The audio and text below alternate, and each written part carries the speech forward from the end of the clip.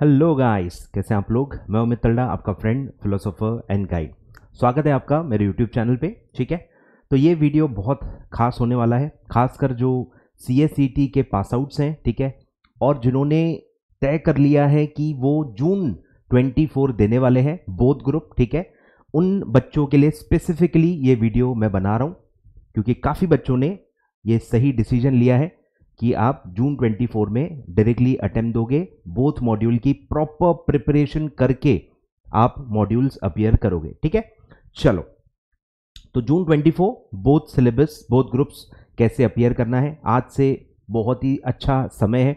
आराम से आप बोथ ग्रुप का प्रॉपर प्रिपरेशन एंड रिविजन दोनों करके अच्छे से दोनों ग्रुप एक साथ आप पास कर सकते हो। ठीक है, एक और मैंने बताया था, एक और फायदा है कि पहला अटेम्प्ट दिसंबर 23 हो जाएगा, तो उसके बाद आपको बहुत एक पेपर मिल जाएगा। अभी थोड़ा सा डायलेमा है, बच्चों में उतना कॉन्फिडेंस नहीं है कि पेपर पैटर्न कैसा आएगा। टीचर्स हम सारे लोग अपने तरफ से कर रहे हैं, गाइडेंस दे रहे हैं, हमको क्या लगता है हम उस हिसाब से बता रहे हैं, प्रिपरेशन करवा रहे हैं। बट जो एक एक्चुअल पेपर सामने जब होता है, वो जो लेवल ऑफ कॉन्फिडेंस होता है वो कहीं ना कहीं बच्चों में लैकिंग है। तो इसीलिए जून 24 में या उसके आगे के अटेम्प्ट से ये फायदा होगा कि आपके पास एक कॉन्क्रीट एक पेपर पैटर्न, एक chapter wise weightage, theory practical का वेटेज, ठीक है, बहुत आपको एक अंदाजा आ जाएगा और आप बेटर वे में कॉन्फिडेंटली उसको आप प्रिपेयर कर पाओगे। ठीक है, let's start how to approach. ठीक है, क्या क्या चीजें आपको करनी होती है। पहला है आपको ICSI का रजिस्ट्रेशन कराना है। ठीक है, उसके बाद आपको ओरिएंटेशन प्रोग्राम होता है, 1 डे ओरिएंटेशन प्रोग्राम ODOP, वो आपको कंप्लीट करना है। फिर आपको pre exams side by side complete करना है और उसके बाद जब एग्जाम फॉर्म की डेट्स खुलेंगी तो ये दोनों जब आपकी रिक्वायरमेंट्स हो जाएंगी, ओरिएंटेशन हो जाएगा, प्री एग्जाम हो जाएगा, उसके बाद फिर आप एग्जाम फॉर्म भर पाओगे और एग्जाम फॉर्म भरने के बाद एग्जाम के कुछ दिन पहले आपको एडमिट कार्ड्स मिल जाते हैं। ठीक है, तो इतने सारे रिक्वायरमेंट्स आपको पूरे करने हैं और बहुत सारे जो टिप्स हैं वो मैं आपको वीडियो के आखिरी में दूंगा। तो मेक श्योर कि आप पूरा वीडियो देखो, वीडियो लाइक कर दो और आप नए हो तो चैनल सब्सक्राइब जरूर कर लेना। ठीक है, चलिए लेट्स स्टार्ट।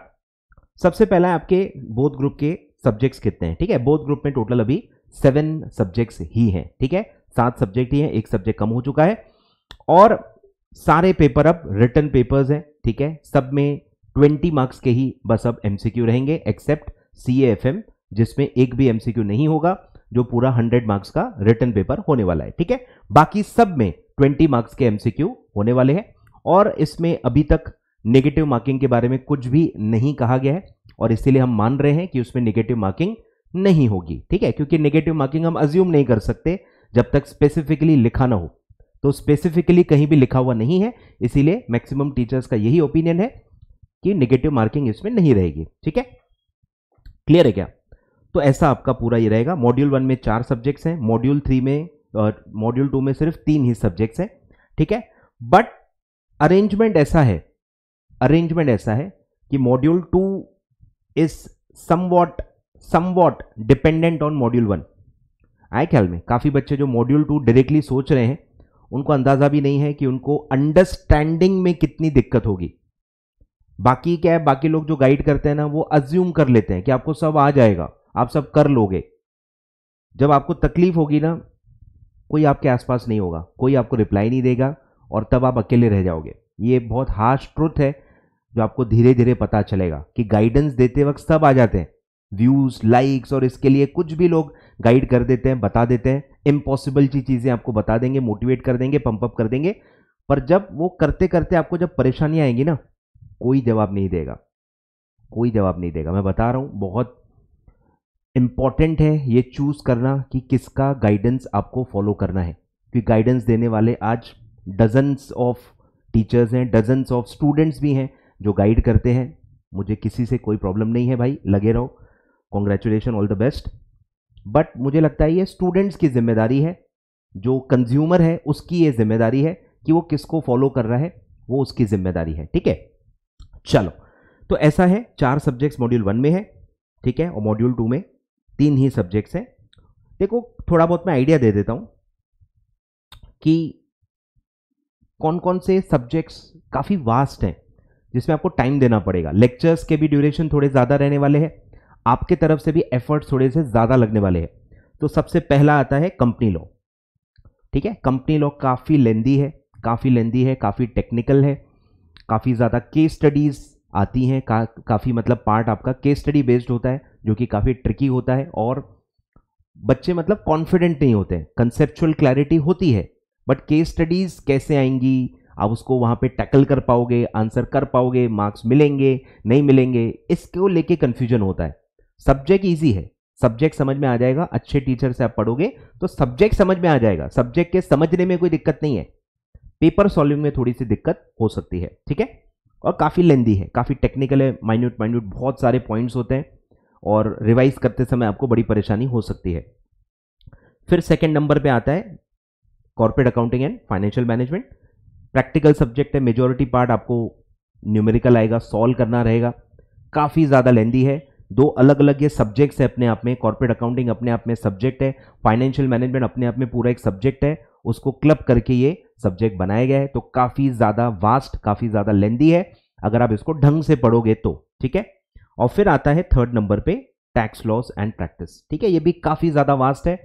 इसमें भी दो अलग अलग सब्जेक्ट्स हैं, इनकम टैक्स अलग है और जीएसटी अलग है, ठीक है, दो अलग अलग प्रॉपर सब्जेक्ट्स हैं जिसको मर्ज करके आपको दिया गया है। काफ़ी ज़्यादा वास्ट है और ये भी काफ़ी ज़्यादा प्रैक्टिकल बेस्ड है, थेरी कंपैरेटिवली कम आएगी, न्यूमेरिकल सॉल्व करने वाला पेपर थोड़ा सा ज़्यादा आएगा, ठीक है। तो ये तीन सब्जेक्ट्स थोड़े से लेंदी हैं, तो इसको पहले स्टार्ट करना ज़्यादा आपके लिए बेटर होगा। बाकी सब्जेक्ट्स कंपैरेटिवली आधे हैं, 60% जितना कवरेज रहेगा, मतलब एज कंपेयर टू कंपनी और जो भी बाकी सब्जेक्ट्स हैं, कवरेज बहुत कम है, ठीक है। तो जैसे JIGL आप देखोगे 100 से लेके 120 आवर्स के वीडियो लेक्चर होते हैं, ठीक है, और साथ साथ में अगर आप रिवाइज करते जाओगे तो कुछ खास आपको परेशानी इसमें नहीं होगी। सेटिंग अप भी काफ़ी इजी है, कुछ चैप्टर्स थोड़े टफ हैं, बट ओवरऑल सब्जेक्ट लेवल पे देखोगे और बाकी सब्जेक्ट से कंपेयर करोगे तो काफ़ी आसान आपको लगेगा। ये भी 120 आवर्स जितना होता है वीडियो लेक्चर।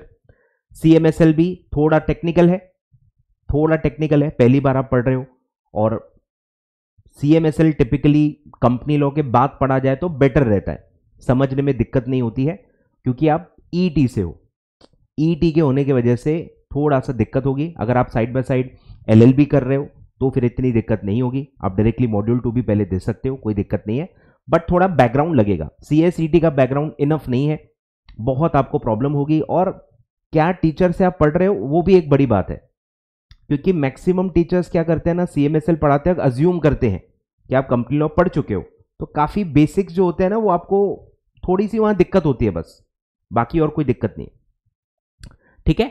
तो CMSL है, टेक्निकल है, लेकिन कवरेज काफ़ी कम ही है, 120-130 आवर्स, 140 आवर्स से ज़्यादा नहीं है, ठीक है।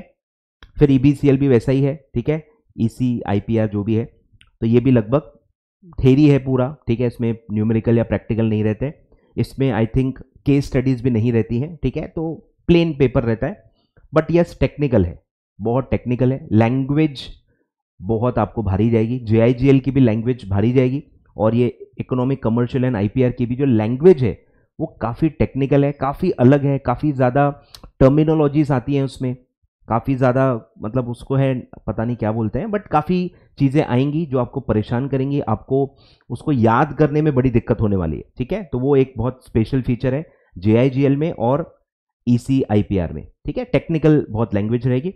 और लास्ट है आपका टैक्स लॉस, ठीक है, ये भी टेक्निकल है बट आ जाता है समझ में, लेकिन लेंदी बहुत है, ट्रिकी रहेगा। अगर आपको फुल क्वेश्चन सॉल्व करने में दिक्कत होती है तो ये सब्जेक्ट आपको दिक्कत दे सकता है, ठीक है। चलो, तो ये आपका ओवरऑल आपका सब्जेक्ट्स है। आगे बढ़ते हैं, मैं कौन से सब्जेक्ट्स लेता हूं, मैं 2 सब्जेक्ट्स लेता हूं टोटल, एक है CAFM जो मॉड्यूल 1 का है, और एक है CMSL जो मॉड्यूल 2 में आता है, ठीक है। 2 ये सब्जेक्ट्स में मैं डील करता हूं, इनका पूरा गाइडेंस, इनके पूरे जो भी रिविजन्स हैं या जो भी नोट्स हैं, मैं काफ़ी कुछ मटेरियल इस चैनल पे प्रोवाइड करने वाला हूं, तो इसीलिए कह रहा हूं चैनल सब्सक्राइब कर लेना ताकि चीज़ें मिस ना हो जाए, गाइडेंस, वीडियोस, रिमाइंडर्स, कैसे पढ़ना है, ठीक है, रिवीजन नोट्स, ये सब मैं देने वाला हूं, ठीक है। तो आप चैनल सब्सक्राइब कर लेना, और इसके वीडियो लेक्चर्स भी अवेलेबल है। ऑलरेडी मैं CAFM रीसेंट रिकॉर्डिंग कर ही रहा हूँ जो दिसंबर 23 के लिए मेरी चल रही है, ऑलमोस्ट कंप्लीट होने पे ही है। सेम रिकॉर्डिंग्स मैं जून 24 में देने वाला हूँ। CAFM जो सब्जेक्ट है ये लॉ सब्जेक्ट नहीं है, ठीक है। बाकी सारे सब्जेक्ट्स आपके लॉ सब्जेक्ट्स हैं, सिर्फ एकमात्र एक सब्जेक्ट ऐसा है जिसमें लॉ ज़्यादा नहीं है, तो चेंजेस न के बराबर आते हैं, चेंजेस न के बराबर आते हैं। और दिसंबर 23 के लिए भी कोई चेंजेस नहीं आए हैं, कोई सप्लीमेंट इशू नहीं हुआ है, और यही एक्सपेक्टेड है कि इसमें कुछ ज़्यादा चेंजेस होते नहीं हैं। तो इसमें इसीलिए हर 6-6 महीने में रिकॉर्डिंग्स फ्रेश नहीं की जाती है, ठीक है, थोड़ी सी पुरानी रिकॉर्डिंग्स ही चलती है। तो ये जो रिकॉर्डिंग्स है मेरे दिसंबर 23 की ही है, ठीक है। सेम रिकॉर्डिंग्स में जून 24 वालों को दे रहा हूं, ठीक है। सेम सिलेबस है, कुछ भी चेंज नहीं है एज ऑफ नाउ, क्लियर है। और थोड़ा लेंदी रहेगा, मेरे 225 आवर्स तक रहेगा। 200 तो मेरे ऑलरेडी होने पे ही है, मतलब 220 या 210 215 220 इतने तो रहेंगे। और कुछ ना कुछ क्या अपन ऐड भी करते ही रहते हैं, कुछ एक्स्ट्रा क्वेश्चंस, कोई अच्छा क्वेश्चन मिल गया बाद में ऐड कर दिया, तो ओवरऑल देखोगे तो 225 आवर्स मेरा एस्टिमेशन है कि लगभग सारी चीज़ें जो फिनिशिंग वाली चीज़ें होती हैं सब कवर करने के बाद मेरा जो ओवरऑल कवरेज है वो 225 आवर्स का होने वाला है, ठीक है। तो काफ़ी लेंदी रहेगा, तो जल्दी स्टार्ट करना इसको बेटर रहेगा। और इनकम टैक्स भी एक ऐसा सब्जेक्ट है जो काफ़ी लेंदी है, नंबर ऑफ आवर्स बहुत ज़्यादा होते हैं, तो वो भी जल्दी स्टार्ट करना बेटर रहेगा, ठीक है। तो ये सब है, ठीक है। चैप्टर वाइज टेस्ट दूंगा, बेसिक्स कवर करूंगा पूरा। अकाउंट्स आप साइंस बैकग्राउंड के रहे तो भी आपको कोई दिक्कत नहीं है, पूरा बेसिक्स में कवर करता हूं। और डाउट सॉल्विंग के थ्रू भी साइंस वालों को मैं काफ़ी ज़्यादा हेल्प करता हूं, तो आपको बिल्कुल भी टेंशन लेने की ज़रूरत नहीं है। फ्रेश रिकॉर्डिंग्स हैं, वाइड कवरेज है, पूरा आपका इंस्टीट्यूट का मॉड्यूल मैं कवर करने वाला हूँ, ठीक है। अनलिमिटेड व्यूज़ देता हूँ मैं, ठीक है। व्यूज़ पे कोई रेस्ट्रिक्शन नहीं है, 1 साल की आपको वैलिडिटी मिलेगी, 1 साल तक कोई रेस्ट्रिक्शन नहीं है, आप जितना देखना चाहो देख सकते हो, ठीक है। तो आप बाय कर सकते हो, ठीक है, डिटेल्स दी हुई है। और आप फीडबैक भी ले सकते हो, हमारा गूगल पेज पे हमारे जो रिव्यूज़ हैं बच्चों के वो भी आप देख सकते हो। और अपने जो भी फ्रेंड्स हैं, मेरे कुछ पास स्टूडेंट्स होंगे तो उनसे आप एक जो एक्सपीरियंस मिलता है मुझसे पढ़ने का वो आप पूछ सकते हो, तो आपको आइडिया आएगी कि क्या आपको मिलने वाला है, ठीक है। चलो, तो ये है। और CMSL का जो है वो अभी मैंने स्टार्ट ही नहीं किया है, वो 1 जनवरी से मेरा फ्रेश बैच चालू होगा फॉर जून 24 इटसेल्फ, ठीक है। जून 24 के लिए ही मैं डायरेक्टली पहली बार वो मैं रिकॉर्ड करूंगा, और 1 जनवरी से मेरी बैच चालू होने वाली है, तकरीबन 3 महीने में वो कंप्लीट हो जाएगी, ठीक है। तो वो भी ध्यान रखना, ठीक है, घाई गड़बड़ में किसी का भी ले मत लेना। 1 जनवरी से मेरा फ्रेश बैच जून 24 के लिए अमेंडेड प्रॉपर बैच आने वाला है, ठीक है। चलो, अब आते हैं पासिंग क्राइटेरिया, ठीक है। पासिंग क्राइटेरिया नॉर्मल है जैसे होता है। इंडिविजुअल सब्जेक्ट्स में आपको चाहिए 40, सातों सब्जेक्ट में इंडिविजुअली 40 मार्क्स आपको इंडिविजुअली सब में चाहिए रहेंगे, और ग्रुप वाइज आपको 50% मार्क्स चाहिए होंगे। तो मॉड्यूल 1 में जैसे 4 सब्जेक्ट्स हैं तो 400 मार्क्स का पेपर होगा, 400 में एग्रीगेट चारों सब्जेक्ट्स मिला के आपको मिनिमम 200 मार्क्स भी चाहिए होंगे, क्योंकि 40 4 का टोटल मारोगे तो 160 होता है, क्लियर है क्या। इंडिविजुअली सब में 40 लोगे तो 160 होता है, पास नहीं हो पाओगे। एग्रीगेट पासिंग भी होती है, ड्यूअल पासिंग होती है, तो ग्रुप में सारे सब्जेक्ट्स मिला के 200 मार्क्स भी होने चाहिए इन मॉड्यूल 1। एंड मॉड्यूल 2 में 3 ही सब्जेक्ट्स हैं तो 300 का 50% यानी कि 150 मार्क्स भी इंडिविजुअली आपको चाहिए रहेंगे, ठीक है। तो ड्यूअल पासिंग है, दोनों क्राइटेरियाज आपको फुलफिल करने हैं, उसके बाद ही आप वो ग्रुप पास हो ऐसा माना जाएगा, ठीक है। तो ये होता है पासिंग, जो कि नॉर्मल है, CACT में भी ऐसा ही होता है। आगे बढ़ते हैं, अब है रजिस्ट्रेशन डेट्स क्या होंगी, ठीक है। रजिस्ट्रेशन की डेट्स हैं, अगर आप बोथ ग्रुप देने वाले हो तो 30 नवंबर है, अच्छा खासा टाइम है आपके पास, आराम से आप ICSI के पास रजिस्टर कर सकते हो, ठीक है। 30 नवंबर के पहले पहले आपको रजिस्ट्रेशन करना है, ठीक है। ये लास्ट डेट है, ये लास्ट डेट है, इसके पहले आपको रजिस्ट्रेशन करवा लेना है, तो आप जून 24 में बोथ मॉड्यूल अपीयर कर सकते हो। और अगर ये डेट आपसे निकल गई तो आप 31 जैन 24 तक अगर रजिस्ट्रेशन करवा लेते हो तो आप सिंगल मॉड्यूल अपीयर कर सकते हो इन जून 24।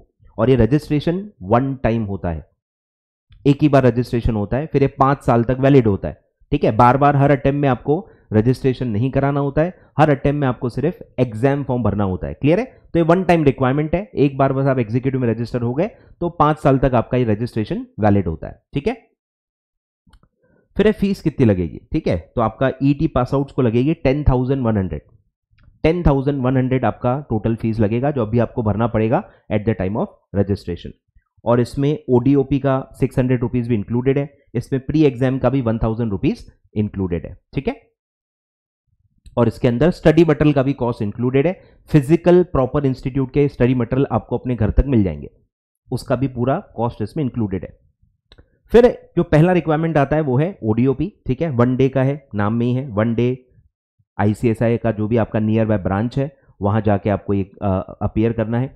काफ़ी बार इसके ईमेल्स आ जाते हैं, जो भी आपका नियर बाय ब्रांच है वही आपको ईमेल कर देता है। जैसे आप रजिस्ट्रेशन करोगे आपको वो अपना एरिया और ब्रांच लिखना पड़ता है, तो वो ब्रांच तक वो डेटा पहुंच जाता है। और जब भी वो ओडीओपी कंडक्ट करता है तो वो जो भी रजिस्टर्ड स्टूडेंट है सबको ईमेल या एसएमएस करते हैं। तो आपको काफ़ी बार ब्रांच से ही ईमेल या एसएमएस आ जाता है, या आप इंस्टीट्यूट की वेबसाइट पे भी चेकआउट कर सकते हो कि ओडीओपी कब कब कहाँ होने वाला है।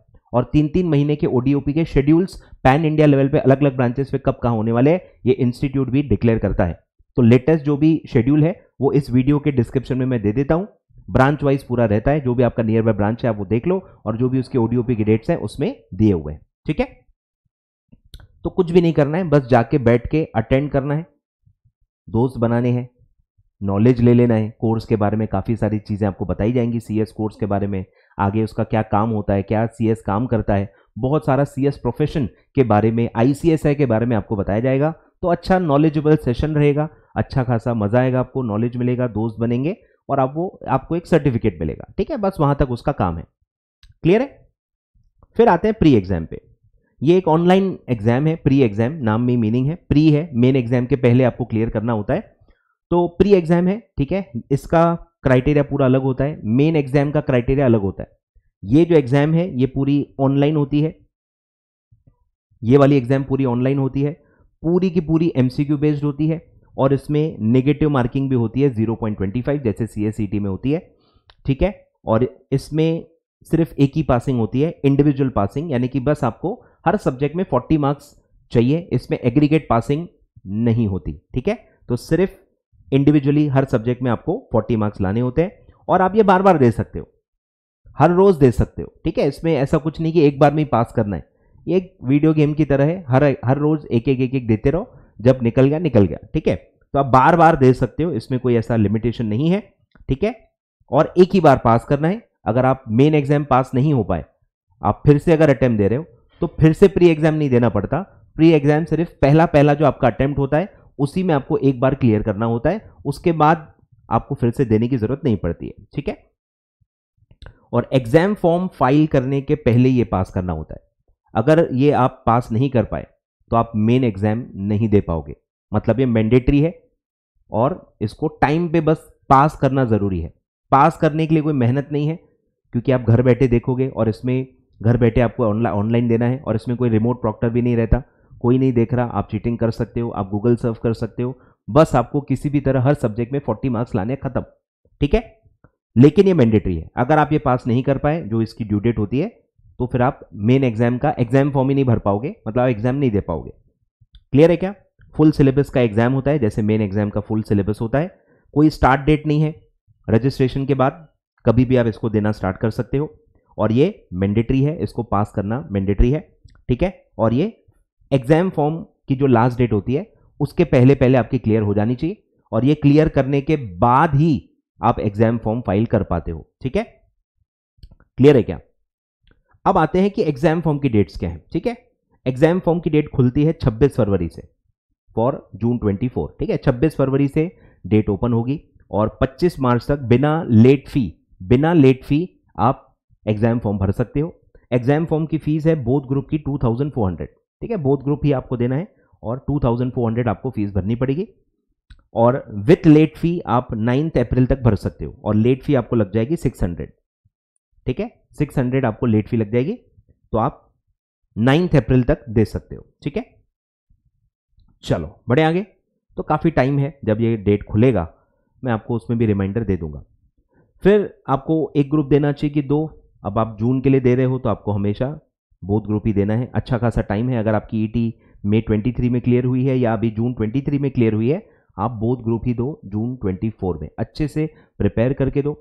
जो लेवल ऑफ नॉलेज एक्सपेक्टेड है आपसे, वो नॉलेज एक्वायर करके ही अपीयर करो, कोई शॉर्टकट मत लेना, कि अगर आपका एग्जीक्यूटिव वीक रह गया ना, जिंदगी भर आप, मतलब रीढ़ की हड्डी है ये, एग्जीक्यूटिव रीढ़ की हड्डी है, कवर अप नहीं हो पाएगा, क्योंकि प्रोफेशनल में जब जाओगे फिर प्रोफेशनल का अलग अपना समुंदर है, कोई भी कवर अप करने का टाइम आपको मिलेगा नहीं, और फिर वो वीकनेस जिंदगी भर आपके रह जाएगी, सब्जेक्ट को लेके काफ़ी डर भी रह जाएंगे। इसीलिए एग्जीक्यूटिव बहुत अच्छे से, बहुत बढ़िया कंसेप्चुअल क्लैरिटी लेके आपको पढ़ना चाहिए, प्रिपेयर करना चाहिए। इसमें बिल्कुल भी घाई गड़बड़ या शॉर्टकट्स लेने की जरूरत नहीं है, ठीक है। फिर है एडमिट कार्ड्स 10 दिन पहले आते हैं। एग्जाम का जो स्टार्ट डेट होगा 1 जून से ही स्टार्ट होता है, उसके 10 डेज पहले आपको मिल जाएगा। 21 में अराउंड लगभग वो उसी डेट पे आ जाता है, ठीक है। फिर कुछ मैं टिप्स ट्रिक्स और फैक्ट्स बताता हूं जो आपको कोई बताएगा नहीं, लेकिन मैं आपको जरूर बताऊंगा, ठीक है। सबसे पहली बात है कि ईटी का रिजल्ट बहुत ज़्यादा आता है, ठीक है। ईटी का रिजल्ट 60 to 70% आता है। जुलाई 23 का CSET का रिजल्ट आया था 70%, अप्रॉक्सीमेटली 70%। 100 में से 70 लोग पास हो जाते हैं और सिर्फ 30 बच्चे फेल होते हैं। क्लियर है, बहुत हाई परसेंट है एज अ प्रोफेशनल एग्जाम। जब आप एग्जीक्यूटिव में आओगे तो आपको ये परसेंटेज दिखेगा मात्र 10 to 15%। बोथ ग्रुप का मैं बोलूं तो और कम है, बोथ ग्रुप का तो 10 से भी नीचे रहता है। तो अगर आप सोच रहे हो कि मैं बोथ ग्रुप दूंगा और बोथ एक साथ निकालूंगा तो उसका चांस सिर्फ 10% है। मतलब समझ रहे हो, 7 टाइम्स का तो यही रिजल्ट में आपको दिख ही रहा है, ठीक है।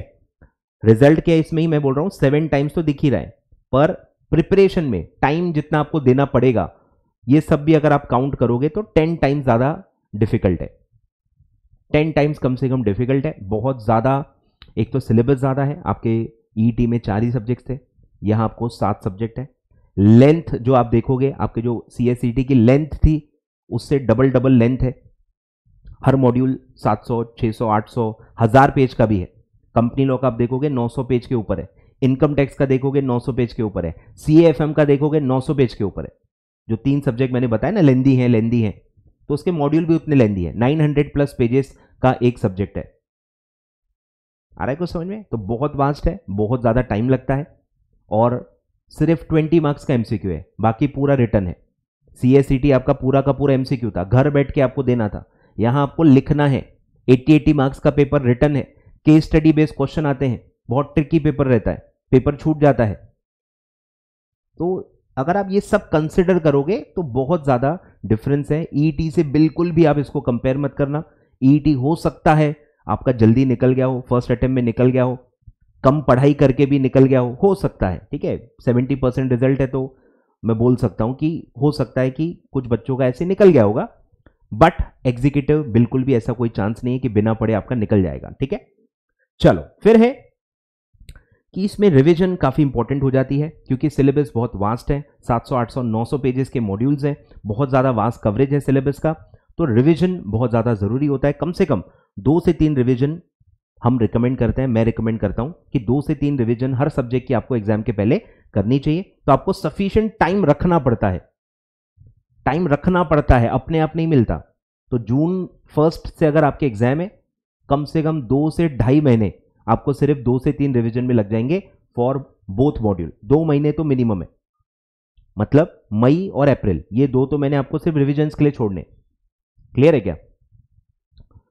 और एक फुल सिलेबस पेपर भी देना पड़ेगा, टेस्ट राइटिंग प्रैक्टिस करनी पड़ेगी, ठीक है। तो इसीलिए बोल रहा हूं मैं 2.5 महीने पकड़ लो। 2.5 महीने आप राइटिंग प्रैक्टिस, एक फुल सिलेबस टेस्ट पेपर और 2 या 3 फुल सिलेबस रिविजन्स के लिए आप 2-2.5 महीने पकड़ लो, ठीक है। मतलब आपको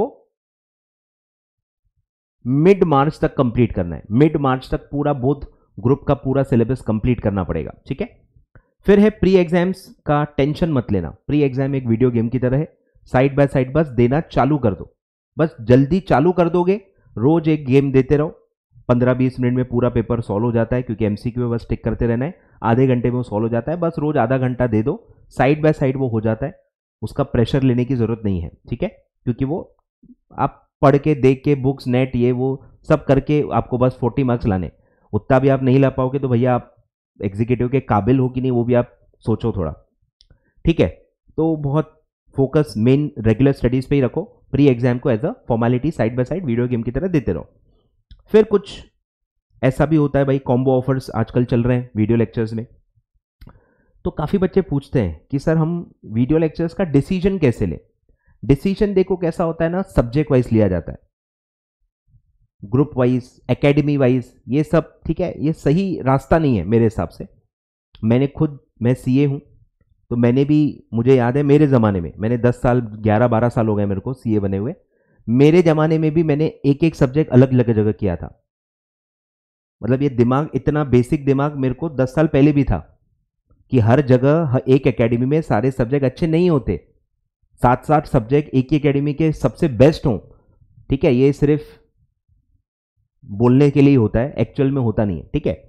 तो इसीलिए सब्जेक्ट वाइज देखो, सब्जेक्ट वाइज पूरी रिसर्च करो कि हर सब्जेक्ट में कौन सा टीचर बेस्ट है। यस, थोड़ा कॉस्टली बैठेगा, पर आपको रिग्रेट नहीं होगा, रिग्रेट बिल्कुल नहीं होगा। हजार हजार पर सब्जेक्ट 1000 रुपए एक्स्ट्रा लग जाएगा, लेकिन वर्थ होगा, ये मैं आपको गारंटी दे सकता हूं। अलग अलग सब्जेक्ट जो भी लेता है, जो भी बेस्ट है टीचर, उनका अगर आप लोगे, आपको रिग्रेट बिल्कुल नहीं होगा। और कॉम्बो में क्या होता है, एक लालच होती है, इमीडिएट एक बेनिफिट आपको मिलता है, इमीडिएटली आपके पैसे बच जाते हैं, तो आप इसलिए थोड़े ललचा जाते हो। पर उसका नुकसान आपको पूरा, जब क्लासेस कंप्लीट होती है, आपका एग्जाम होता है, उसके बाद फिर वो रिग्रेट चालू होता है। तो उसमें बस यही प्रॉब्लम है, बेनिफिट पहले मिलता है, रिग्रेट बाद में आता है। तो इसीलिए आप वो फास्ट डिसीजन ले लेते हो और ऑफर्स बनाए और लाए भी इसी तरह चाहते हैं, ताकि आप जल्दी जल्दी घाई गड़बड़ में ले लो, रिसर्च करने का आपको टाइम नहीं मिलता। आए ख्याल में? तो ये थोड़ा सोच के डिसीजन लेना और फीडबैक लो, पास स्टूडेंट से बात करो, देखो क्या क्या वो लिख रहे हैं, क्या क्या एक्चुअली दे रहे हैं, क्या क्या मैं सर्विसेज लिख रहा हूं, क्या क्या मैं सर्विसेज एक्चुअली देता हूं, वो भी आप थोड़ा पता करो मेरे पास स्टूडेंट से, ठीक है। ओवरऑल करो। देखो, क्लासेस एक ही बार होती हैं, ये मैं आपको बता दूं, क्लासेस एक ही बार होती है, सोच समझ के करो, क्योंकि आप इतना पैसा खर्च कर रहे हो, दोबारा फिर से उतना पैसा खर्च करना बहुत मुश्किल होता है, पेरेंट्स नहीं अलाउ करते हैं, और फिर आपको सेल्फ कर करके फिर वो अटेम्प्ट्स बढ़ते जाते हैं। इसीलिए कह रहा हूं, टाइम लगाओ, टाइम लगाओ, रिसर्च करो अच्छे से, सारे जो बेस्ट टीचर्स हैं अलग अलग लो, 2-4-5 हज़ार ज़्यादा लगेंगे, लेकिन आपको मैं बता रहा हूं ये फ्रूटफुल रहेगा हमेशा। क्लियर है?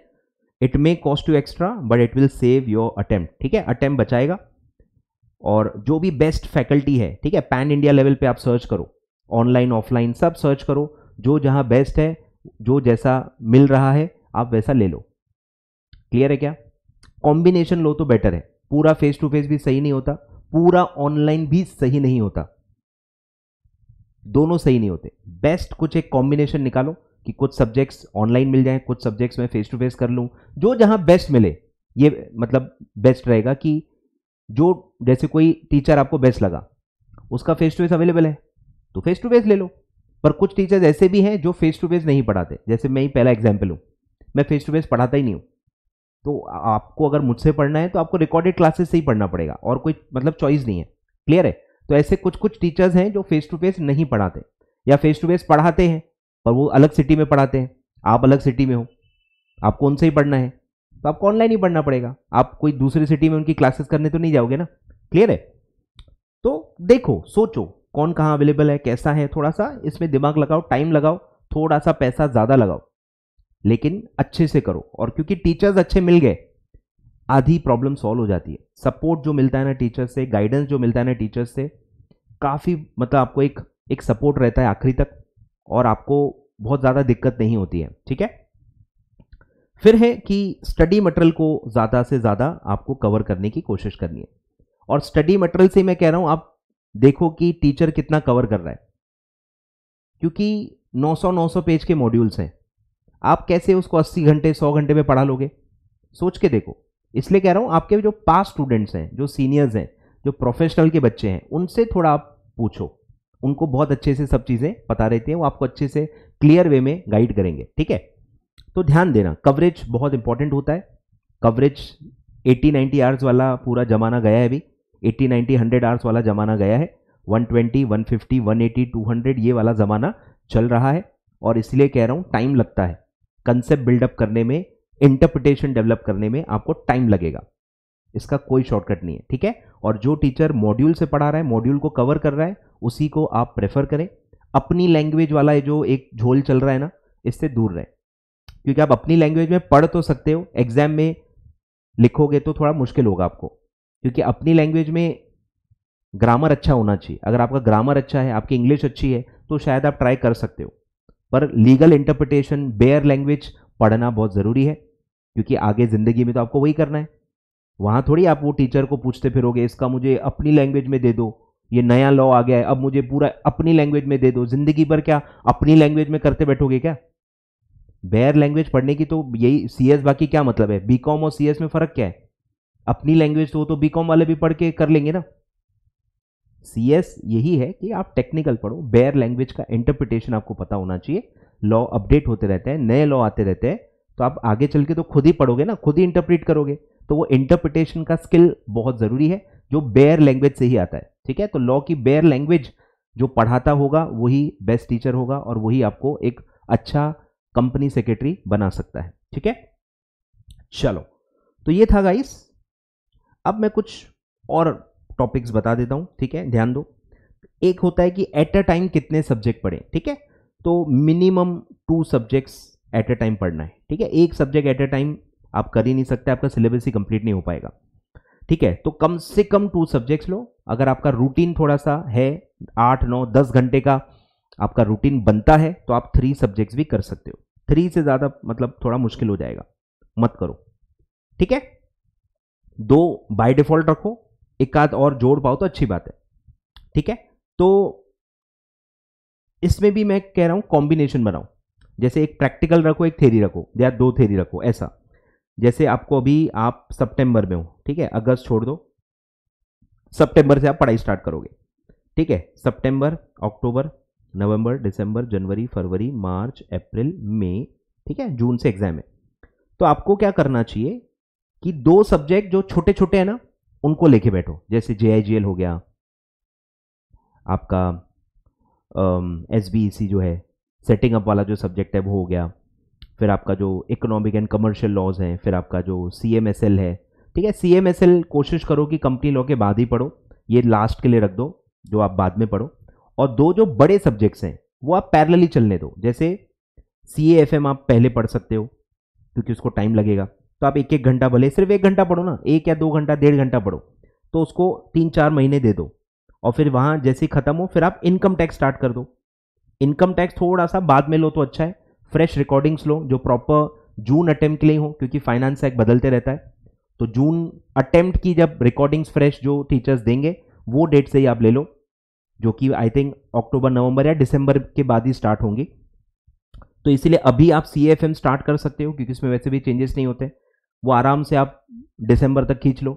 और फिर जनवरी से आप इनकम टैक्स 1-1.5 घंटा साइड में कर लेना। मतलब ये लंबे सब्जेक्ट्स हैं, इनको टाइम लगता ही है, घाई गड़बड़ करके निपटा नहीं सकते आप। ठीक है, तो ये ऐसे साइड बाय साइड चलने दो। मतलब इसको आप थर्ड सब्जेक्ट रखो जो आप ऐसे ही 1-1.5 घंटा पढ़ोगे, और इसमें थोड़ी स्पीड भले कम रहेगी क्योंकि इसमें प्रैक्टिस करनी पड़ती है।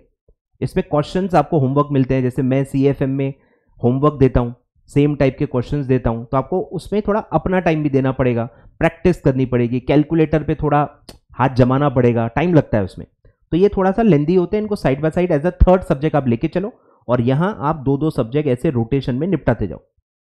छोटे छोटे जो सब्जेक्ट्स हैं 2-2.5 महीने में हो जाते हैं। ठीक है, तो आप 2-2 सब्जेक्ट का रोटेशन चालू रखो साइड बाय साइड। ठीक है, तो ऐसा आप कर सकते हो, तो आपका टाइम पे मार्च मिड तक कंप्लीट हो जाएगा या मार्च एंड तक हो जाएगा। ठीक है, तो ऐसा मेरे ख्याल से आपको करना चाहिए। ठीक है, क्या अवॉइड करना है? 1 subject at A time avoid करना है। 3 से ज्यादा सब्जेक्ट, 4 सब्जेक्ट, 5 सब्जेक्ट, इतना हैवी भी आप नहीं पढ़ पाओगे, इतना लंबा रूटीन आप करोगे नहीं। 12-13 घंटे का तो रूटीन आप फॉलो करोगे नहीं, 7-8 घंटे का मैक्सिमम आप रूटीन फॉलो करोगे, उसमें 2 या 3 सब्जेक्ट ही बेस्ट है। ठीक है, क्योंकि एक एक सब्जेक्ट को समय भी तो देना है ना, 2 घंटे कम से कम, 2 तो सही, कुछ ढंग का उसमें पढ़ो तो सही, कुछ थोड़ा साथ साथ में रिवाइज भी तो करो। तो इसलिए 2 या 3 subject he I think fruitful रहेंगे। तो आप पूरा ऐसा एक शेड्यूल बना लो, मतलब स्टार्ट करते समय अभी आप 2 से 3 सब्जेक्ट ले लो, 2 सब्जेक्ट ऐसे रखो जो आप 3-3 घंटे पढ़ो, 2.5-2.5, 3-3 घंटे पढ़ो, और एक सब्जेक्ट जो है 1.5-2 घंटे पढ़ो। ऐसे 7 या 8 घंटे का आप शेड्यूल बना लो, और आप ऐसा पूरा प्लान कर लो, पहले कौन से सब्जेक्ट्स पढ़ोगे, फिर वो कब तक कंप्लीट करना है, उसका रोटेशन कब तक कंप्लीट होगा, फिर जो 2 सब्जेक्ट और नए हैं फिर वो उसके बाद लेंगे, फिर वो कंप्लीट होंगे, ऐसे 2-2 करके आप लेते जाओ। ठीक है, तो ऐसा मेरे ख्याल से आपको पूरा प्लानिंग करना चाहिए, पूरा स्टडी प्लान आपको बनाना चाहिए। क्लियर है क्या? तो ये है, आई थिंक इतना भी काफ़ी है शुरुआत करते समय। बाकी मैं आपके साथ हूं, आप चैनल सब्सक्राइब कर चुके हो, आई होप सो। वीडियो भी आप लाइक कर चुके हैं, आई होप सो। तो मैं आपको गाइडेंस देते रहूँगा, ठीक है, रिमाइंडर्स देते रहूँगा, रिमाइंडर देते रहूँगा, ओडीओपी का, प्री एग्जाम का, जो भी ड्यू डेट्स हैं, ठीक है, जो भी टाइम लिमिट्स होती है, मैं आपको रिमाइंडर्स देते जाऊँगा। फिर मैं आपको गाइडेंस देते जाऊँगा, राइटिंग प्रैक्टिस कब करनी पड़ती है, रिविजन्स कब स्टार्ट करनी पड़ती है, ठीक है, बहुत सारी चीज़ें ग्रेजुअली मैं आपको बताते रहूँगा, इंस्टीट्यूट के अपडेट्स आपको बताते रहूँगा। क्या गलतियाँ आप करते हो, क्या गलतियाँ नहीं करनी है, अवॉइड करनी है, वो भी मैं आपको टाइम टू टाइम बताते रहूँगा। तो आप चैनल सब्सक्राइब कर लें और बेल आइकन दबा दें ताकि आपको नोटिफिकेशन आ जाए मेरे वीडियो का, ठीक है। और टेलीग्राम चैनल का लिंक मैं डिस्क्रिप्शन में दे रहा हूँ, मेरा टेलीग्राम चैनल भी आप ज्वाइन कर लीजिए, आपको सारे नोट्स, सारे अपडेट्स उसमें मिलते जाएंगे, ठीक है। चलिए, thank you so much, I hope आप जुड़ जाएंगे और CAFM और CMSL के लिए मेरे तरफ से आप निश्चिंत रहिए, काफ़ी सारा गाइडेंस, काफ़ी ज़्यादा वीडियोस मैं आपको ओवर द पीरियड देते रहूँगा, ठीक है। Thank you so much.